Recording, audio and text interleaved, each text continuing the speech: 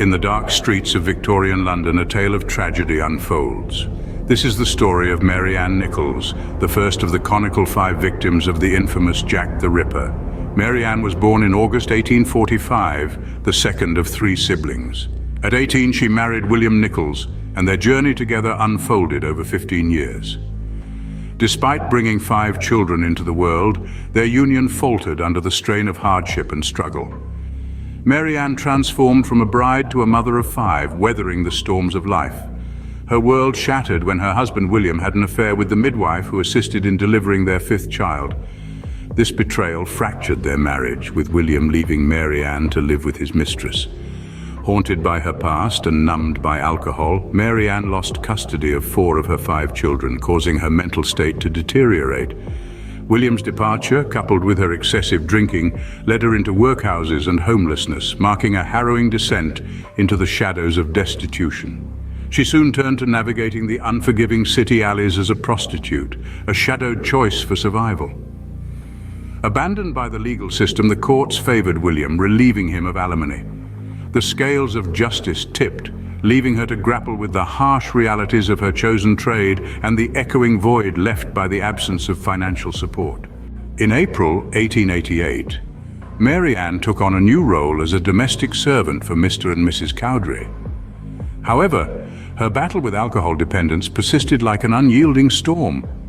Desperate to quench her insatiable thirst, Mary succumbed to the shadows of her own actions, resorting to theft and pilfering clothing to satisfy the relentless specter of her addiction.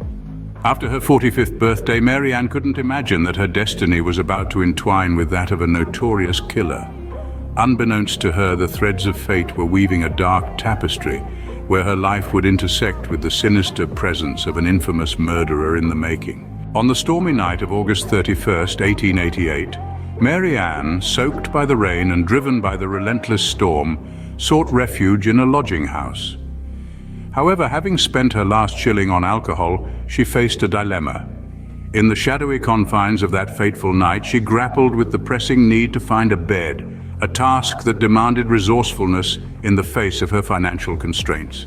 At 2:30 a.m., in the eerie stillness, Mary disoriented and stumbling along the desolate Whitechapel road, unexpectedly encountered a friend in the dimly lit shadows, Emily Holland. In a twist of fate, Emily extended a lifeline, offering to cover the cost of Mary bed for the night. However, Mary burdened by financial woes, declined the gesture. Expressing her lack of funds and determination to earn them, she parted ways with Emily, stating, "It won't be long till I get back." Little did they know this poignant exchange marked the final time a friend laid eyes on Mary before the ominous rendezvous with Jack the Ripper. Within the next hour, Mary would venture into a secluded gateway. The details of their meeting remained shrouded in darkness, but the outcome was undeniably tragic and horrific. Mary's life was brutally taken, her body left mutilated, a chilling testament to the horrors of the time. Upon closer examination at the scene, the gruesome aftermath laid bare the extent of Mary brutal fate. Her throat mercilessly slashed to the point where her head hung precariously, almost severed from her body. The chilling discovery sent shockwaves through both the attending constable and the doctor, who were unsettled by the warmth lingering in her lifeless form. Their somber assessment painted a haunting picture. She hadn't been dead for more than half an hour.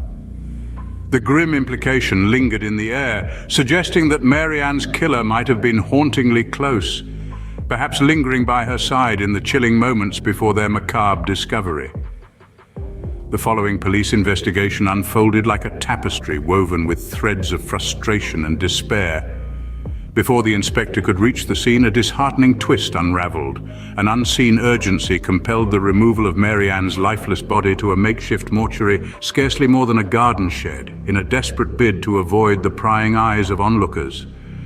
Adding to the clandestine nature of the relocation, the echoes of the crime were further obscured by the cold cascade of buckets, ruthlessly dumping water to wash away the traces of blood that might have held crucial clues. This chilling act of erasing evidence added an extra layer of complexity to an already daunting task, leaving investigators grappling with the shadows of a crime scene altered by an unseen hand as they endeavored to unveil the secrets concealed within the hushed whispers of the night. Within the somber confines of the makeshift mortuary, the macabre tableau persisted. A profound gash marred Mary Ann's abdomen, a cruel incision revealing the visceral horror within as she had been gruesomely disemboweled. The echoes of violence etched into the very fabric of her tragic narrative whispered tales of unspeakable brutality. Stunned by the gruesome discovery, the coroner, overcome by the gravity of the situation, urgently summoned his superior for a joint inspection. However, in a tragic turn, while momentarily away from the lifeless form, the unfolding horror took a darker twist.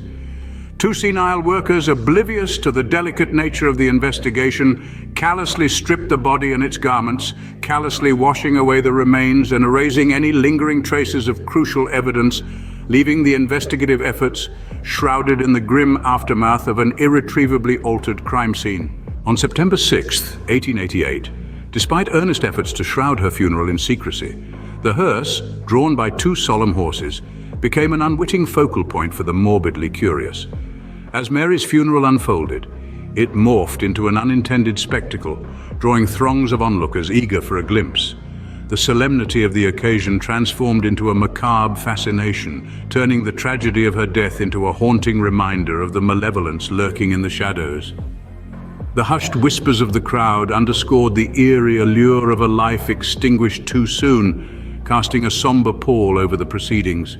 Today, the story of Mary Nichols serves as a chilling reminder of the dark underbelly of Victorian London. Her name is etched in history, forever linked to the infamous Jack the Ripper. Her story unfolds from a fractured marriage and the harsh realities of destitution to the chilling encounter on that fateful night. Despite the loss of her original resting place, a memorial plaque now stands, a silent sentinel to her memory.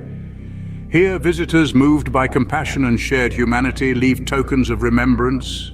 Flowers and coins tell a tale of empathy for a woman denied even the comfort of a bed, a poignant acknowledgement of the lasting impact of poverty and violence.